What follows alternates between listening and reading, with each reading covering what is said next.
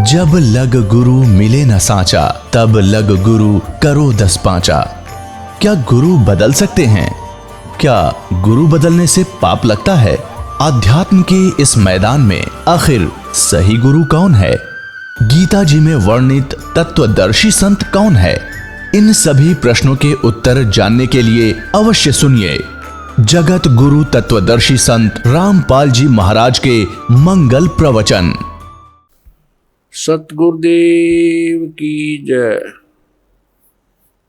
बंदी छोड़ कबीर परमेश्वर जी की जय।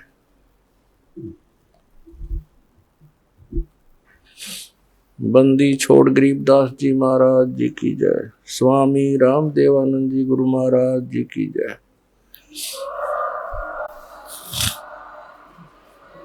गरीब नमो नमो सतपुरुष को नमस्कार गुरु की नहीं।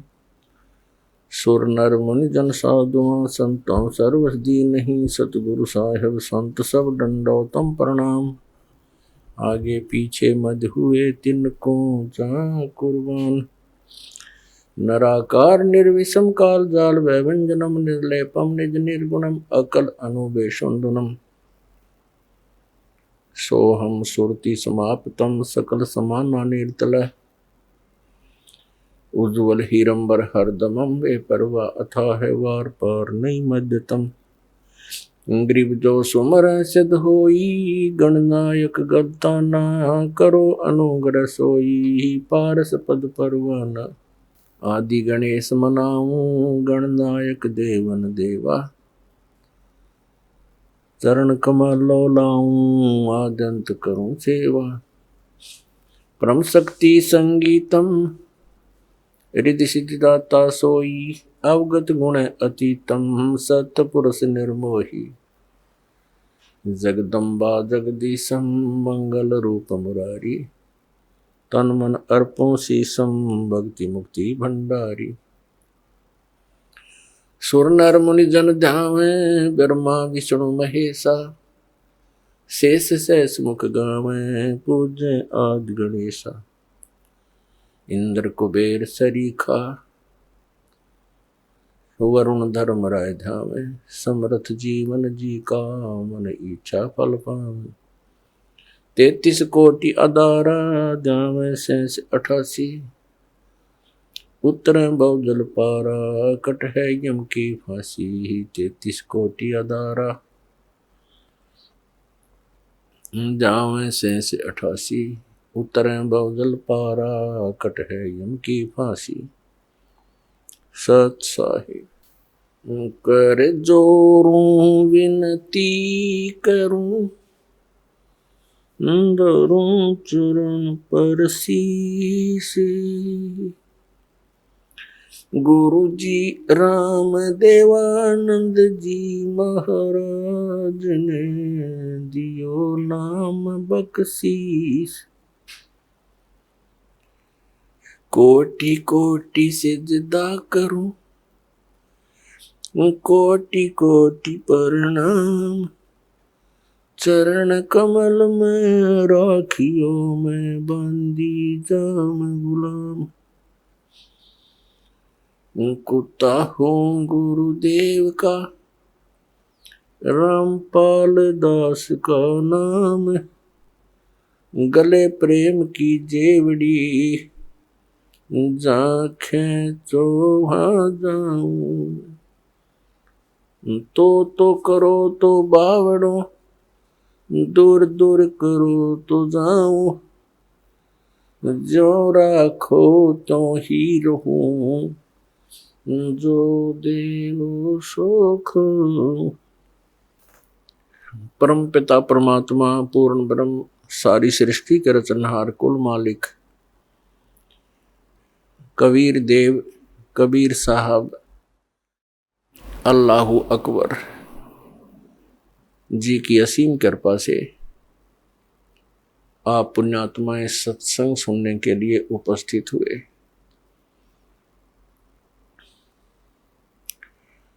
सत्संग का उद्देश्य होता है कि इस भूले हुए प्राणी को परमात्मा की याद ताज़ा की जावे। सत्संग के अंदर ज्ञान कराया जाता है कि मनुष्य जीवन किस लिए प्राप्त हुआ, मानव जीवन का मूल उद्देश्य क्या है। तो उसमें याद दिलाया जाता है कि महापुरुषों की वाणी प्रमाण के अंदर ली जाती है और वो अमर वाणी जो परमात्मा स्वयं आकर के यथार्थ ज्ञान हमें सुनाते हैं, जिसको गीता जी अध्याय नंबर 4 के श्लोक 32 में सच्चिदानंद घन ब्रह्म की वाणी कहा है, कबीर वाणी कहा है।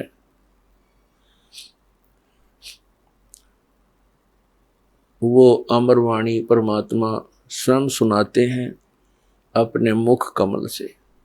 तो इन महापुरुषों की और परमात्मा की उन अमर वाणियों को आधार बनाकर सत्संग सुनाया जाता है और उसके अंदर सत्संग के अंदर सभी सद्ग्रंथ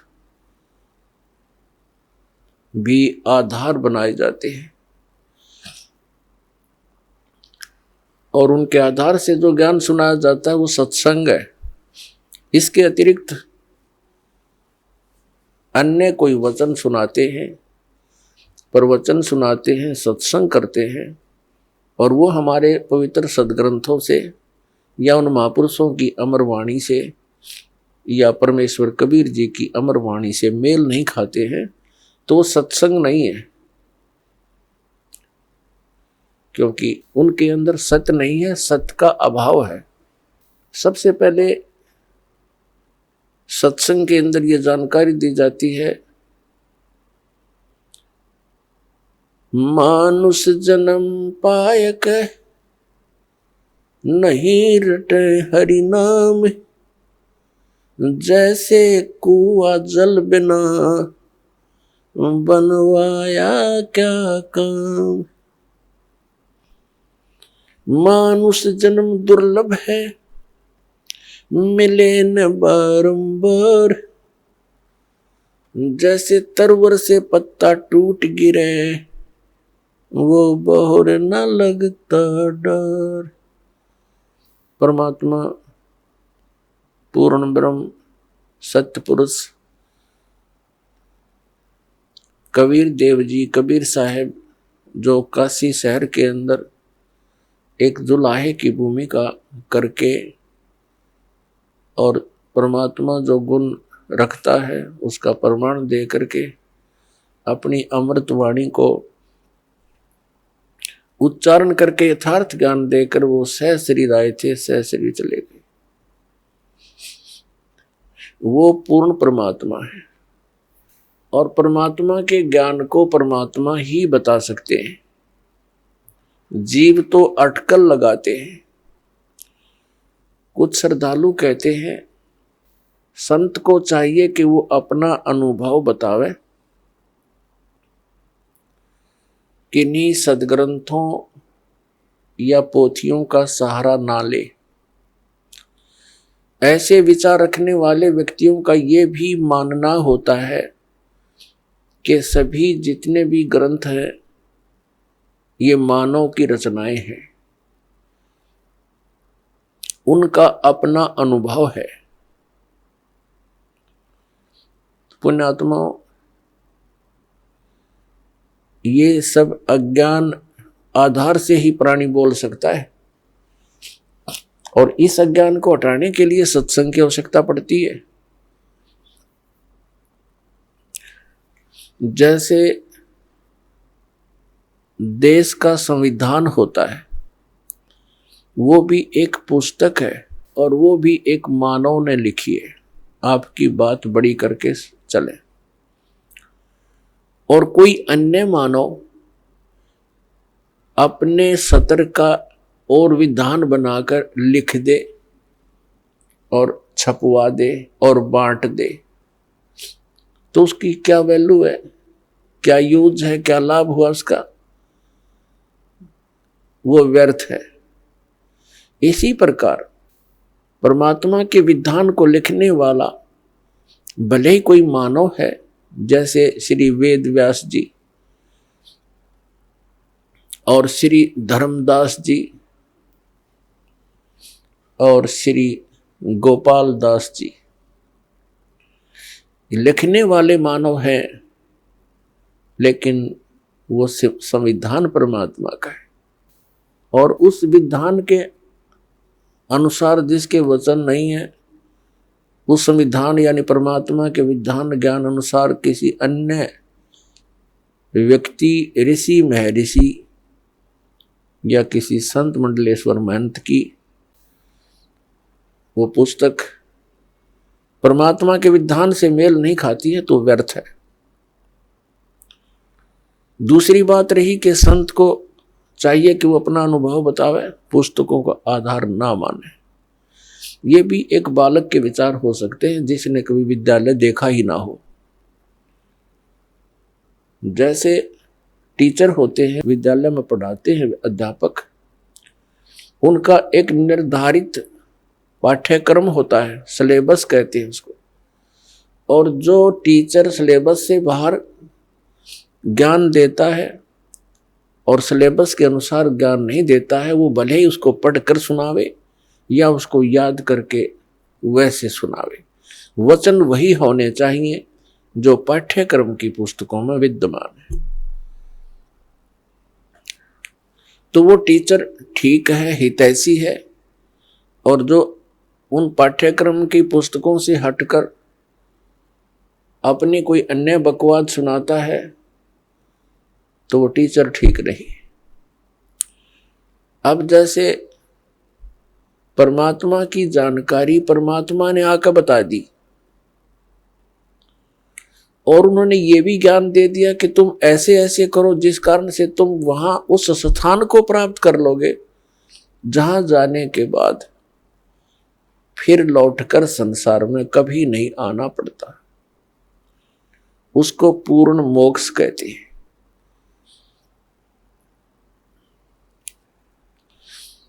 अब कोई कहते हैं कि भगवान के दर्शन हो जाए तो कल्याण हो जाता है।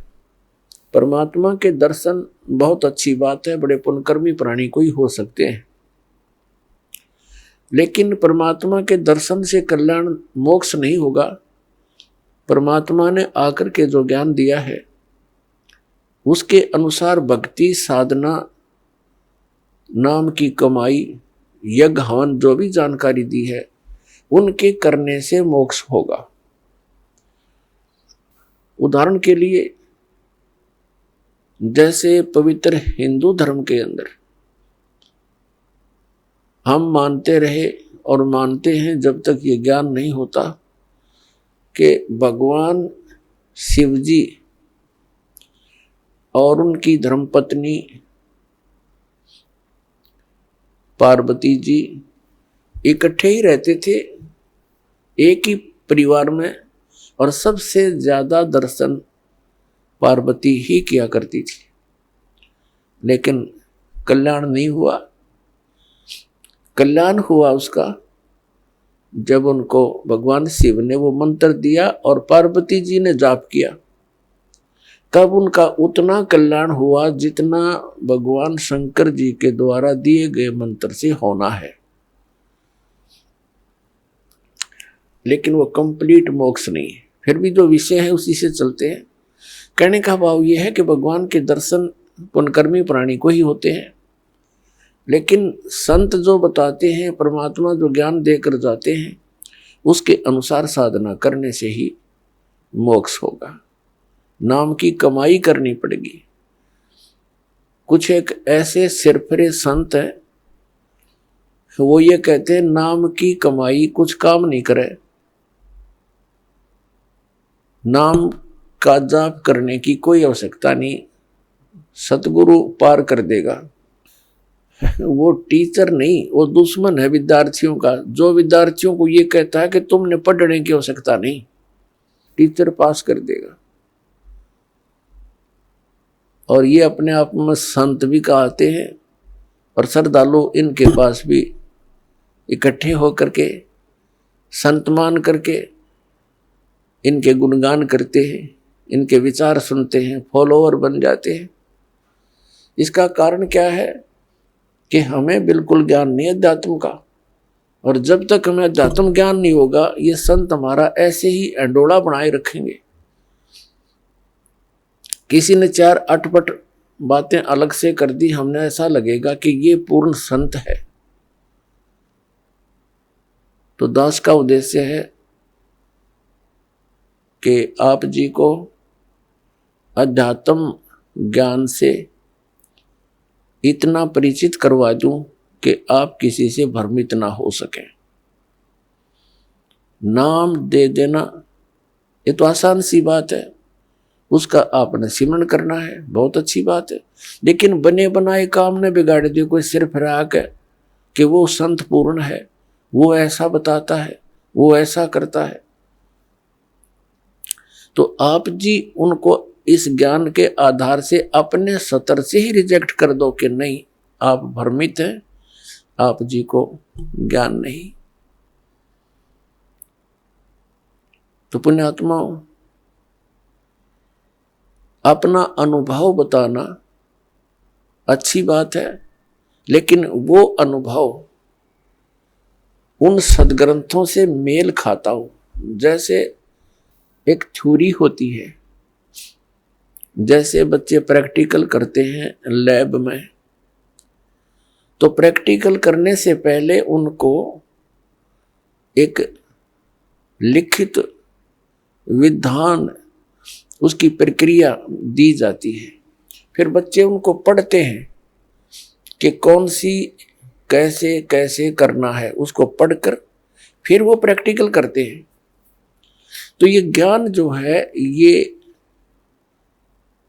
एक थ्योरी है, यानी ये लिखित जानकारी है जो प्रैक्टिकल हम करने जा रहे हैं। जिनकी थ्योरी ही गलत है तो प्रैक्टिकल भी ऑटोमेटिकली गलत होगा। तो हमारे जो सदग्रंथ है ये हमारी थ्योरी है, और परमात्मा के जो साधन उसमें वर्णित है वो करना हमारा प्रैक्टिकल है। फिर उनके करने से जो उपलब्धि होगी वो भी सदग्रंथों में लिखा हुआ है। फिर वो बताने की आवश्यकता कैसे पड़ेगी, अपना अनुभव बताओ। तो इस प्रकार ये भ्रमित व्यक्ति कदम कदम पर बैठे हैं, भ्रमित करने वाले। श्रद्धालुओं की कमी नहीं, श्रद्धालु को तो परमात्मा की एक विशेष कसक होती है और वे परमात्मा के लिए भटक रहे हैं। आत्मा जब से मालिक से बिछुड़ी है, इसको उसी समय से उसकी आवश्यकता महसूस हो गई थी। जिस भक्त आत्मा ने सृष्टि रचना सुन रखी है तो उनको ज्ञान है कि पहले तो हम अपनी स्वेच्छा से इस काल भगवान के साथ लग गए और भगवान से विमुख हो गए, और जिसमें ये प्रकृति दुर्गा देवी जी इस काल भगवान के पास छोड़ी गई, उसी समय से इस काल ने हमारे साथ दुर्व्यवहार प्रारंभ कर दिया, और उसी दिन से और आज तक हमें सिवाय परेशानी के कुछ नहीं मिला। तो उसी समय इसको महसूस हो गया था, इस दुर्गा को पुकार की थी, भगवान मुझे बचा ले। अपने पैर पे कुआड़ा मार के हम यहाँ आए हैं और पुकार करते हैं भगवान बचा ले। अभी तक हम उस भगवान से प्रार्थना करते रहे जो हमें दुखी तो कर सकता है, सुखी नहीं कर सकता। वो कौन है? ये ब्रह्म है, ज्योति निरंजन काल है, जिसके लोक में हम यहां रह रहे हैं। और इसके 3 पुत्र हैं, रजगुण श्री ब्रह्मा जी, सतगुण श्री विष्णु जी और तमगुण श्री शिव जी।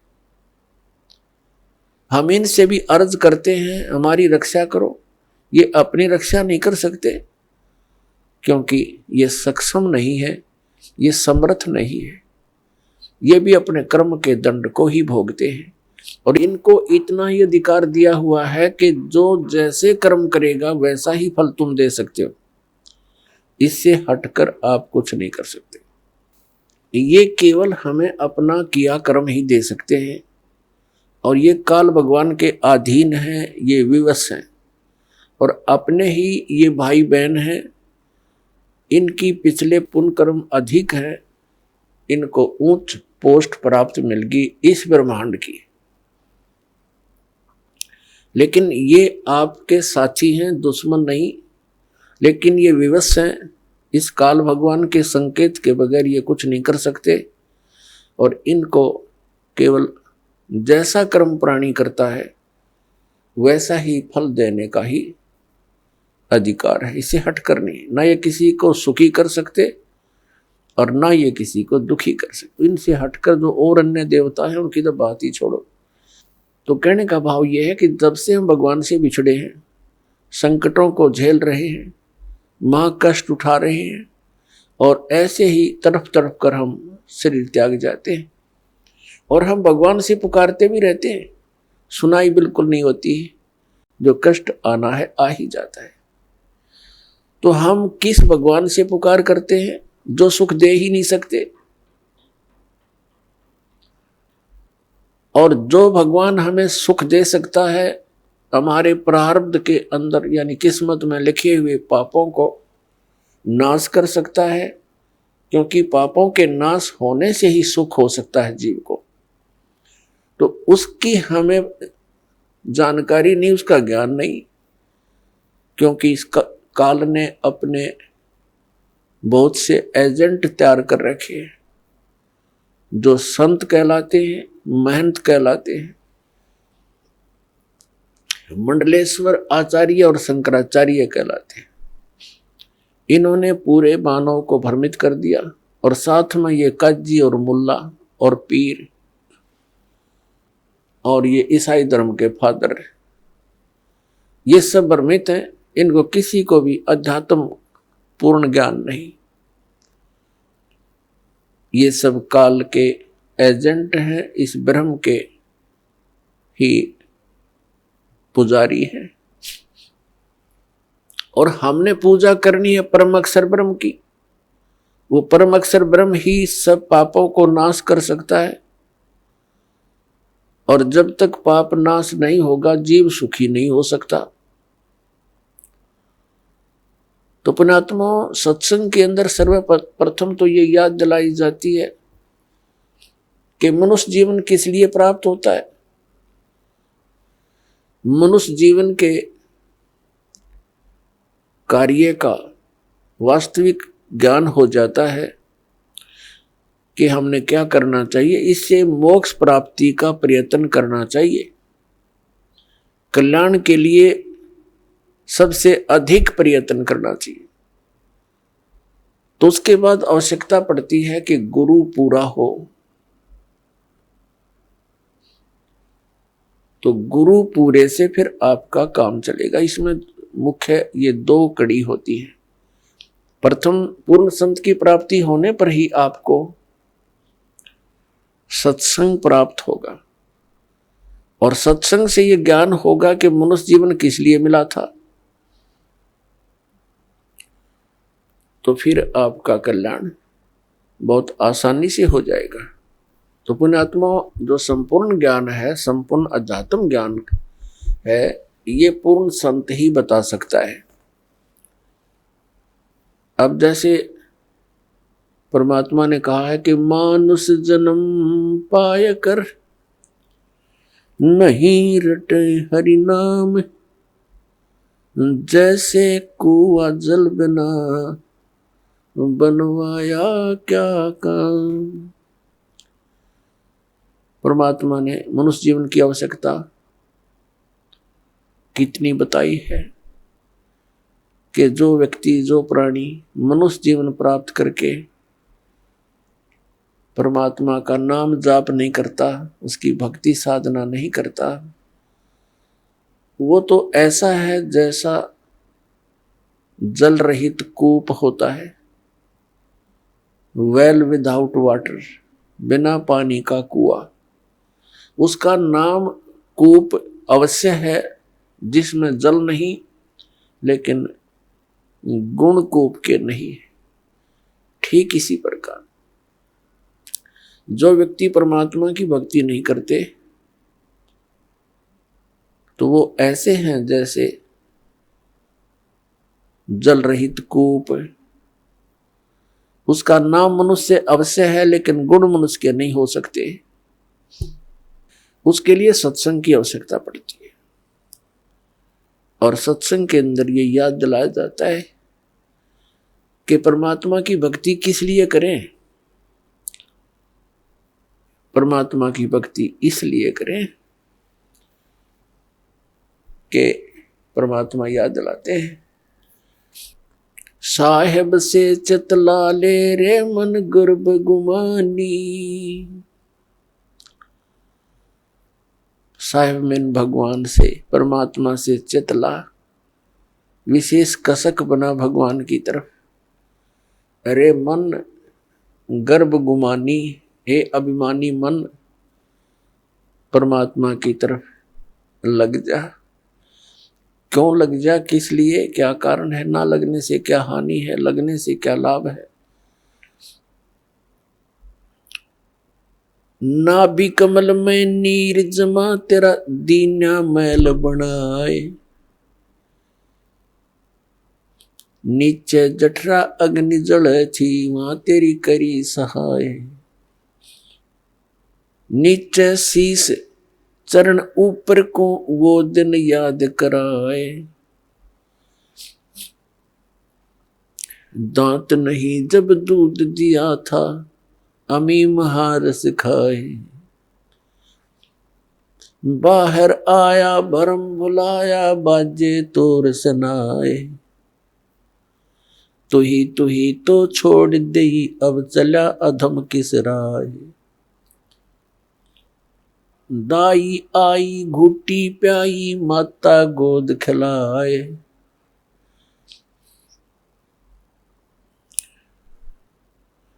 तू ही तो छोड़ दिया इब चला अधम किस राय। अब क्या बताते हैं परमात्मा कि जब तू मां के गर्भ में था एक विशेष संकट को झेल रहा था। नीचे को सिर था, ऊपर को पैर तेरे। और जब आपत्ति आती है ये प्राणी परमात्मा को याद अवश्य करता है। मां के गर्भ में इस प्राणी को पूरी चेतना होती है कि मैं किस कारण से इस जेल में फंसा हूं। उस समय वो परमात्मा से अर्ज करता है, हे भगवान एक बार मेरा संकट निवारण कर दे, मुझे बाहर निकाल दो, फिर आजीवन आपकी भक्ति करूंगा, 2 रोटी के लिए धंधा भी करूंगा, मालिक तेरी भूल नहीं करूंगा। उस समय उसको अपने पिछले जन्म जन्मांतर की फिल्में देखने को मिलती हैं अपने ही अंतःकरण में। क्योंकि हमारे अंतःकरण के अंदर परमात्मा ने एक ऐसा सिस्टम कर रखा है कि जो भी क्रिया काम कर्म हम करते हैं और जो भी अच्छी मंदी सोच हम अपने हृदय में बनाते हैं वो सब रिकॉर्ड हो जाती है। जब तक जीव मोक्ष प्राप्त नहीं करता तब तक उसके अंतःकरण में उसके सर्व कर्म अंदर फीड रहते हैं। और जब ये प्राणी संसार छोड़कर जाता है धर्मराज के पास जाते ही उसकी वो किए हुए कर्मों की फिल्म ऑन हो जाती है। वहां इसको ये बताने की आवश्यकता नहीं पड़ती, तो नहीं ये गलत करा रही हो नाट जा, वहां नाटने की गुंजाइश नहीं रहती कि मैंने ऐसा नहीं किया। तो उस फिल्म को देखता हुआ वो प्राणी अपने पिछले मनुष्य जीवन व्यर्थ किए हुए इसको बहुत याद आते हैं और बहुत रोता है। मैं कितना जालिम था, मुझे संतों ने चेताया भी, भक्ति करने लगा भी, छोड़ दिया, फिर उन्हीं मस्तियों में लगा रहा। परमात्मा की भक्ति ना करने से आज तक मैं भटक रहा हूं। तो उस समय परमात्मा याद दिलाते हैं कि जब तू मां के पेट में था, जब तो तू करा था, हे भगवान तू ही है सब कुछ, और आप एक बार मुझे इस मां की कैद से, पेट की कैद से बाहर निकाल दे।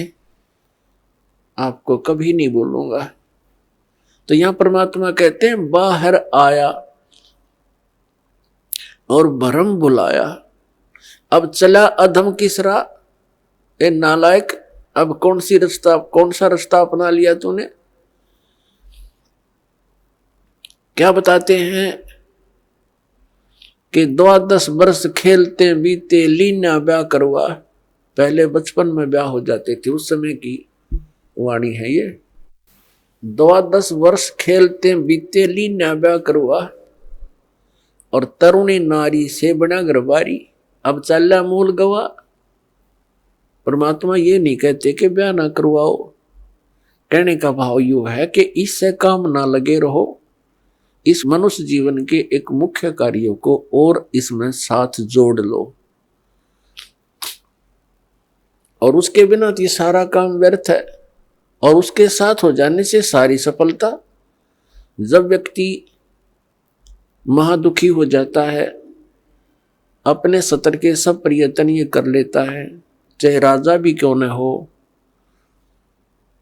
तो उसको भगवान की आवश्यकता महसूस होती है। राजा लोग भी परमात्मा के लिए साधु संतों के पास जाते हैं, आशीर्वाद प्राप्त करते हैं। तो परमात्मा हमें याद दिलाने आते हैं कि तुम भिखारी क्यों बनो, वो साधु क्या करते हैं, वो भी तो भगवान की भक्ति करते हैं, तुम भी करो, तुम स्वयं धनी बनो उस भक्ति का, याचक क्यों बनो तुम। तो वह हमारे समझ में नहीं आई, क्योंकि हम इस गाइड गणे कर रखे हैं। हमने सोच ये रखा है कि भक्ति तो वो लोग करते हैं जो गुफाओं में बैठे, भक्ति तो वही कर सकते हैं जो बिल्कुल घर त्याग कर जंगल में जा बैठे हुए फरी हैं। वो फरी नहीं है, वो तो आपसे भी दुखी है। तो परमात्मा हमें याद दिलाते हैं कि तरुणी नारी से गरबारी और चाला मूल गवा। मूल का अर्थ है जो अपने मनुष्य जीवन के श्वास रूपी पूंजी, जो मूल धन तुझे प्राप्त हुआ था। ये मनुष्य जीवन के जितने श्वास हैं ये आपका धन है, ये मूल धन है। और इस मूल धन से हमने आगे व्यापार करना था, सौदा करना था, और इसको दुगना तिगना चौगुना करना था। परमात्मा कहते हैं कि 3 लोक और भवन चतुर्दश सब जग सौदे आही, और दुगने तिगने और किए चौगने और किन्हु मूल गवाही।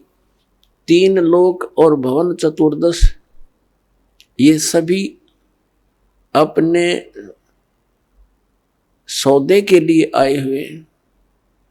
जैसे कोई व्यक्ति विदेश चला गया या दूसरे शहर में चला गया 2, 4, 10 लाख रुपए लेकर व्यापार करने के उद्देश्य से कि उनकी 10 के 20 बनाऊं, अपने नेक नीति से कमाऊं, और वो उन पैसों से ही जाकर के होटल में मौज मस्ती कर रहा है, व्यापार कर नहीं रहा, बिजनेस कर नहीं रहा, तो उस मूल धन को खर्च रहा है, उसको बर्बाद कर रहा है, और एक दिन कंगाल होकर स्वदेश लौट आएगा और किसी के मजदूर लगेगा। और दूसरा व्यक्ति उन 10 लाख रुपयों से सौदा खरीदता है, बेचता है, दुगने तिगने कर रहा है, तो उसने उसका यथार्थ लाभ प्राप्त कर लिया। ठीक इसी प्रकार जो मनुष्य जीवन प्राप्त प्राणी इस पूंजी को खर्च रहे हैं, कोई मंत्री बन गया, कोई प्रधानमंत्री बन गया, कोई जज बन गया, कोई IAS IPS बन गया, कोई फैक्ट्री का मालिक बन गया, ये पिछला धन है आपका। कोई मनुष्य जीवन ही आपको मिला है तो बहुत पुण्यकर्मी प्राणी है, आप धनी है भगवान के धन से। जिसको मनुष्य जीवन प्राप्त है वो मूल धन पूरा लिए हुए है। बाकी उच्च पोस्ट प्राप्त हो जाना, राजा बन जाना, ये उस भक्ति धन का एक एक्स्ट्रा आइटम है। ये केवल दान पुण्य का ही फल है इनका। और मूल पूंजी वो भक्ति वाली, वो सबकी मनुष्य जीवन प्राप्त प्राणियों की एक जैसी है, जिनको मनुष्य जीवन मिल गया। चाहे वो रिक्शा चलाता है, चाहे मजदूर है, चाहे सेठ है, और चाहे मंत्री या प्रधानमंत्री है, कोई भी है। भक्ति धन आपका जो है नाम की कमाई वाला धन तो सबका समान है। और रहे पुण्यों का, उन पुण्यों से ये उच्च पोस्ट मिल जाती है। तो कहने का भाव ये है दास का कि जो इस मनुष्य जीवन के इस मूल धन से फिर से अपनी कमाई शुरू कर देता है, परम संत की शरण से उपदेश प्राप्त करके, फिर अपने उस दैनिक कार्य के साथ साथ ये भी एक मजदूरी करता है, तो वो दुगने तिगने और चौगने बना रहा है अपने मूल धन के। अब परमात्मा ने आकर ये ज्ञान दिया है, और यथार्थ ज्ञान को भगवान ही बता सकते हैं, जीव तो अटकल लगाया करते हैं। आप देखिएगा पवित्र चारों वेदों और श्रीमद् भगवद गीता के अंदर जो ज्ञान है वो गॉड गिवन है, और परमेश्वर कबीर जी की वाणी वो गॉड गिवन है, स्वयं परमेश्वर ने आके बोली है। और उन महापुरुषों की वाणी जो परमात्मा से परिचित हुए, जिनको भगवान आकर सीधे मिले, उनको अपने से परिचित करा के वापस छोड़ा, उनकी वाणी भी गॉड गिवन है, क्योंकि उनका अनुभव आंखों देखा है परमात्मा की उन वाणी से भी मेल खाता है। तो इस प्रकार जो 18 पुराण हैं उनको देखिएगा, वो जीव की सोच है। इन ब्रह्मा विष्णु महेश और अन्य ऋषि महर्षियों का अपना ज्ञान अनुभव है, वो वेदों से बहुत कम मेल खाता है। तो इस प्रकार हमने अन्य के अनुभव को अपने भक्ति मार्ग में सहयोग में नहीं लेना है, आधार नहीं मानना है। इस ज्ञान को सुनने के लिए, ज्ञान को समझने के लिए 18 पुराण हमारे लिए एक विशेष सहयोगी हैं, लेकिन भक्ति की विधि के लिए इनका सहयोग हमने बिल्कुल नहीं लेना। और उसमें जो भी भक्ति क्रियाएं बता रखी हैं वो वेदों से नहीं मिलती हैं तो नहीं लेना, उनका पालन नहीं करना हमने, तभी हम सफल होंगे। तो क्या बताते हैं, ये मनुष्य जीवन जब तक आपके पास है तो आप इससे ये लाभ उठा सकते हो। क्या बताया है कि लोहे जैसा ताव जात है, ये काया दे सराही, और 3 लोक और भवन चतुर्दश सब जग सौदे आही। जैसे कारीगर लोहे को गर्म करता है, उसको इतना गर्म कर देता है बहुत अधिक, और फिर उसको निकाल कर तुरंत उस पर चोटें लगाता है। गरम गरम लोहे पर चोट लगा करके वो जो वस्तु बनाना चाहता है बना सकता है। लोहे के जरा से भी ठंडा होने के उपरांत उसके ऊपर चाहे पूरे गणने झाड़ ले, चाहे घन मार ले, उसका कोई लाभ नहीं होगा। वो टेढ़ा मेढ़ा बन जाएगा, वो वस्तु नहीं बनेगी जिसके लिए प्रयत्न किया गया था। तो ये मनुष्य जीवन जिसका शांत हो जाएगा, जब तक मनुष्य जीवन है ये लोहा गर्म है, इस पर राम नाम की चोट मार के आप जो बनाना चाहते हो बना सकते हो। जब ये ठंडा हो जाएगा, मृत्यु हो जाएगी, फिर कुछ नहीं हो, चाहे 5-6 इसके श्राद्ध निकालते रहियो, वो तो ठंडा होने के बाद चोट मारनी है। और चाहे उसकी 13वीं करते रहियो, 13वीं 17वीं, वो तो लोहा ठंडा होने के बाद व्यर्थ प्रयत्न कर रहे हो। तो यहां क्या बताते हैं, 3 लोक और भवन चतुर्दश सब जग सौदे आही, दुगने तिगने किए चौगने किन्हु मूल गवाही। किसी ने तो दुगने तिगने चौगने कर लिए मनुष्य जीवन से सतभक्ति करके, और किन्होंने मूल का नाश कर लिया, मूल गंवा दिया, यानी मनुष्य जीवन को यही फू फर करके अन्य क्रियाओं में ही व्यर्थ कर गए, उन्होंने मूल धन का नाश कर दिया। अब भक्ति न करने से क्या हानि होगी, नर से तीतू पशुआ की जय, गद्दा बैल बनाई। ये 56 भोग कहाँ मन मूर्ख, कित कुरडी चरने जाई। पुण्यात्मा, हम मनुष्य जीवन प्राप्त करके उन सभी सुविधाओं को प्राप्त कर लेते हैं जो भगवान मनुष्य जीवन प्राप्त प्राणी को देता है। वो क्यों देता है? इसलिए देता है कि इन सुविधाओं को प्राप्त करके ये भक्ति कर लेगा, अपना कल्याण करा लेगा। जिनको मानव शरीर प्राप्त है वो उनकी ड्रेस अन्य प्राणियों से भिन्न है। ड्रेस मीन आपका ये शरीर, ये बॉडी, ये ड्रेस है, एक पोशाक है आपकी, ये स्टूडेंट की है। और जो स्टूडेंट, जो विद्यार्थी अपना उद्देश्य को पूरा ना करके, पढ़ाई ना करके सिनेमा देखता है, गेम देखता है, बाहर बकवाद करता है, तो फिर क्या होगा? वो अपना जीवन नाश कर रहा है, वो अपने उद्देश्य से भटक चुका है। और फिर क्या बनेगा? वो मजदूर लगेगा और कहीं मिट्टी ढोएगा, रिक्शा चलाएगा, पल्लेदारी करेगा। जिस उद्देश्य से वो विद्यालय में गया था उससे चूक गया, वो लाभ प्राप्त नहीं कर सका। ठीक इसी प्रकार आप जी, जिनको भी मानव शरीर प्राप्त है, चाहे वो रिक्शा चालक है, चाहे कोई मजदूर है, चाहे कोई धनी व्यक्ति है, चाहे अधिकारी कर्मचारी है, या कोई मंत्री, प्रधानमंत्री, मुख्यमंत्री, राष्ट्रपति है, ये सब स्टूडेंट हैं। और जो ये भक्ति साधना नहीं कर रहे वो अपने उद्देश्य से भटक चुके हैं। माता पिता से प्राप्त उस धन का वो दुरुपयोग कर रहे हैं। हमारा माता पिता कौन है? कबीर भगवान।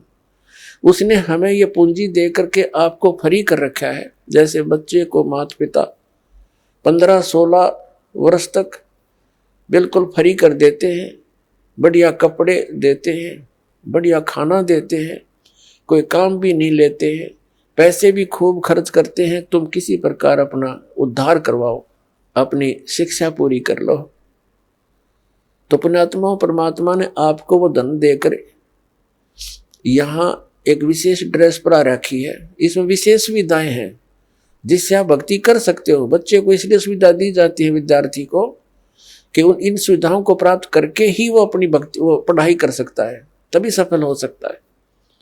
तो आप जी को परमात्मा ने ऐसी सुविधाएं दी हैं, खाने के लिए सुंदर अन्न, फल, आहार, काजू किस्म, सेब, संतरे, दूध, दही और सद्बुद्धि दे रखी। मकान झोपड़ी गालो, प्राकृतिक आपदाओं से बचने के लिए भूख लगे जब भोजन खा लो, प्यास लगे जब जल पी लो, सब उपलब्ध है। उसके साधन बता दिए, जल ऐसे मिलता है। और फिर करना क्या था? बस बच्चे पैदा करो, इनको ब्याहो, इनको बस पाल पोस दो, फिर मर जाओ। क्या यही काम था इसका? ये तो पशु पक्षी भी कर रहे हैं।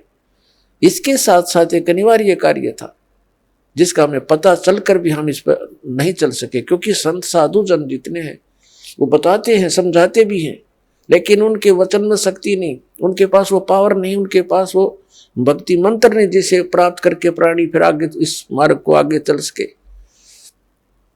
जिस कारण से अब मानो नास्तिकता की ओर बढ़ रहा है। तो मनुष्य जीवन आपको प्राप्त हुआ, इसकी उपलब्धि ना करने से, भक्ति ना करने से फिर क्या होगा? नर से तीतू पशुआ की जय, गद्दा बैल बनाई। ये 56 भोग कहाँ मन बोरे, कहीं कुरडी चरने जाई।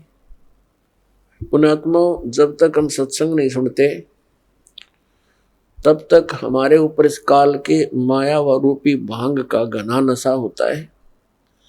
कबीर साहब कहते हैं, कबीर ये माया अटपटी, सब गट आण अड़ी, और किस किस ने समझाऊं या कुएं भांग पड़ी। जिस संसार में हम रह रहे हैं यहाँ प्रत्येक व्यक्ति के एक ही विचार हैं और एक जैसे ही उसकी गाइडलाइन होती है अपने बच्चों को, कि भाई अपना बच्चे को शिक्षा के लिए भेजते हैं तो भी उद्देश्य यही बताते हैं कि तेरा रोजगार ठीक हो जाएगा, यानी जो भी ट्रेनिंग हमें मिलती है, रोजी रोटी और कपड़ा और कोठी इनके बनाने की ही मिलती है। तो उस समाज में रह करके आप अपना उद्देश्य भूल चुके हो। सत्संग में आने से कुछ समय आपको भगवान देता है, निश्चिंत होकर सत्संग सुनते हो और बहन भाइयों से मिलते हो, उनसे भी आपको फिर धीरे धीरे ये ज्ञान सुनने को मिलता है, तो आपकी रुचि बन जाती है। तो परमात्मा क्या बताते हैं कि आप मनुष्य जीवन प्राप्त हो, आपको कितनी सुविधा प्राप्त है। जब भूख लगती है खाना खा लेते हो, प्यास लगती है पानी पी लेते हो, गर्मी सर्दी से बचने के लिए मकान बना लिए। ये वैसे मकानों की आवश्यकता हमने इतनी चाहिए थी कि आवश्यकता से अधिक ना बनाए इनको।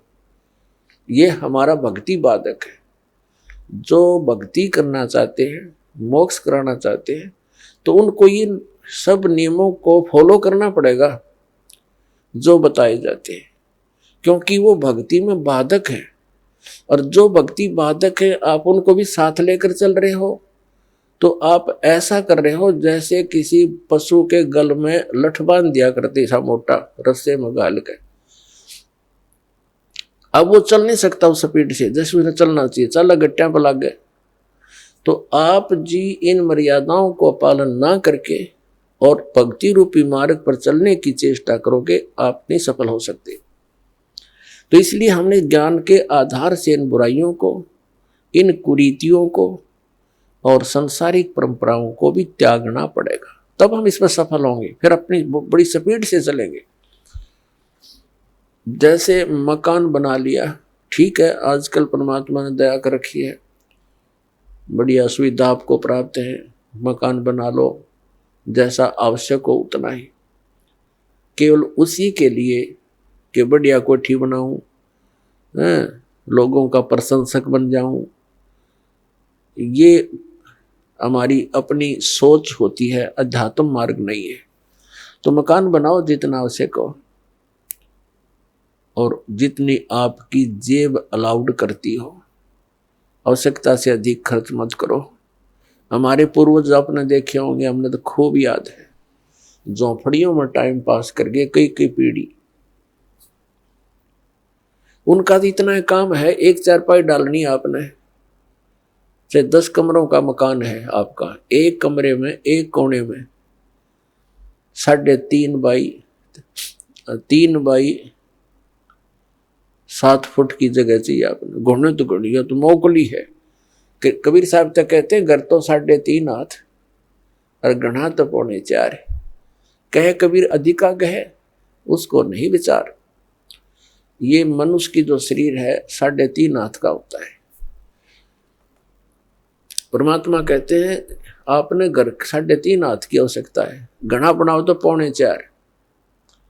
अरे से फालतू बनावा है तो मूर्खता है तेरी। फिर भी परमात्मा का कहने का तात्पर्य है कि आवश्यकता से अधिक कोई भी वस्तु आप संग्रह करते हो, आपकी भक्ति का बाधक बनेगा, क्योंकि समय वेस्ट व्यर्थ जाएगा। कोठी बना ली, 1-2 लाख अपने पास से लगा लिए, 3 लाख कर्जा कर लिया। अब जब तो कर्जा ले लिया, ऋण ले लिया, पता नहीं चला, 1 महीने के बाद मांगने वाला आने लग जाएंगे। चैन गई, रात न नींद आवा नहीं, और भक्ति का भी नाश। वह को ठीक है काम आई आपके। तो इस प्रकार हमने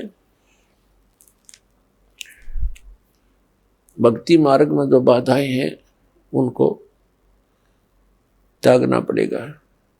अब क्या बताते हैं, परमात्मा ने हमें कितनी सद्बुद्धि दे रखी है, और ये भक्ति ना करने से इन कोठी बंगले बनाने में और धन बढ़ाने में अपना जीवन व्यर्थ कर जाएंगे।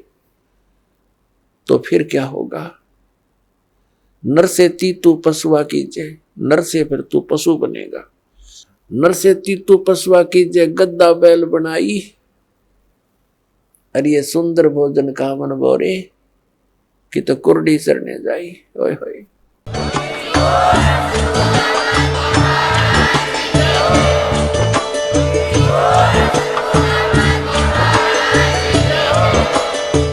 सुन रहे थे जगत गुरु तत्वदर्शी संत रामपाल जी महाराज जी के मंगल प्रवचन। अधिक जानकारी के लिए विजिट कीजिए हमारी वेबसाइट www.jagatgururampalji.org। संत रामपाल जी महाराज जी के शुभ आशीर्वाद से पूरे विश्व भर में 500 से भी ज्यादा नाम दीक्षा केंद्र हैं, जिन पर संत रामपाल जी महाराज जी द्वारा ऑनलाइन निशुल्क नाम दीक्षा दी जा रही है। अपने नजदीकी नाम दीक्षा केंद्र का पता करने के लिए संपर्क करें 8222880541।